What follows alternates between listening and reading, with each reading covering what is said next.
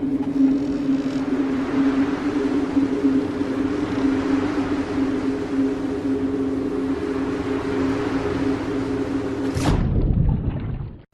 we are now 20 days away from the alleged Brexit. People are afraid? Fair enough. I'm not. This could be interesting. And over the last 24 hours, some rather interesting things have taken place, and that is what we shall focus on. I might address Chris Williamson's loss in a high court, but we'll get to that maybe on Monday, or tonight with Trups.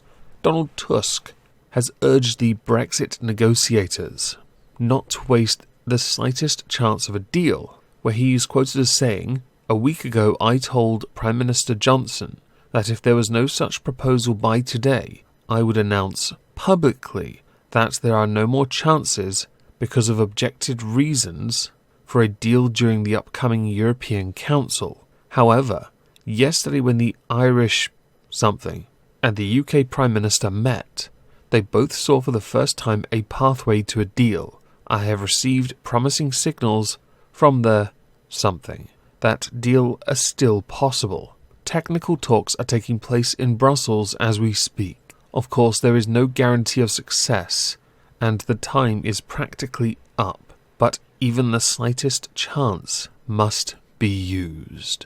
Now, I can't be the only person thinking here. The EU blinked first. While the UK is trying to get a deal, which has now been very much apparent, the EU blinked. That is the opening that Boris Johnson and Stephen Barclay need, which handily leads on to what actually happened at the meeting with Michel Barnier and Stephen Barclay. After the meeting had concluded, Michel Barnier said, "We had a constructive meeting with Steve Barclay and the British team, and I'm now going to debrief the 27 ambassadors and the Brexit steering group of the Parliament.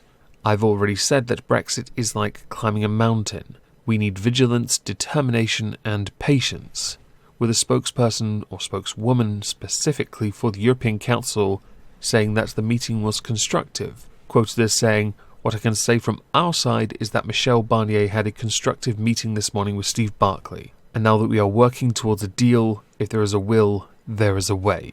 To add to this, Michel Barnier got the green light from the EU 27 for there to be what is being called tunnel negotiations, with intense talks now set to be held days before the summit on the 17th and 18th of October. The term tunnel in Brussels jargon stands for discussions held among a small group of negotiators in complete secrecy, with no press briefings or documents published, which means that offers and counter-offers are not disclosed unless they are leaked, with the Irish Times reporting that when a journalist asked a European Commission official where the tunnel was, they replied with a rather cringy, "The tunnel is not a place but a state of mind."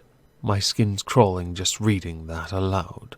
In a continuation to adding to all of this, pro-Remain MPs are planning a vote on a second referendum during the Super Saturday sitting of Parliament tomorrow, with Corbyn coming under some pressure here from senior allies to back another vote before an election. Of course, he'll only do that if the precondition is in place that the extension is granted first. Pro-Brexit MP Nigel Evans has said members of the European Research Group of Eurosceptic Conservative MPs would vote, and could, for concessions on Northern Ireland if the DUP was in favour, saying, "I think it is very difficult to get a deal through without the DUP, but we have seen a shift already from them, and if the DUP are in favour of it, it would be very difficult for the ERG to go against it." The ERG, by the way, are the European Research Group. Nigel Farage, head of the Brexit Party, has been very vocal in his disdain of what has been transpiring with these negotiations, where he tweeted out this. I'm not going to try and pronounce the name, okay? Says a new treaty agreement is possible by the end of October. We didn't vote Brexit to leave one EU treaty and sign up to another. He is right, but he is a hard Brexit person. At this point, I'm starting to lean in favour of there being at least 4 different versions of Brexit. Hard, medium, soft, none.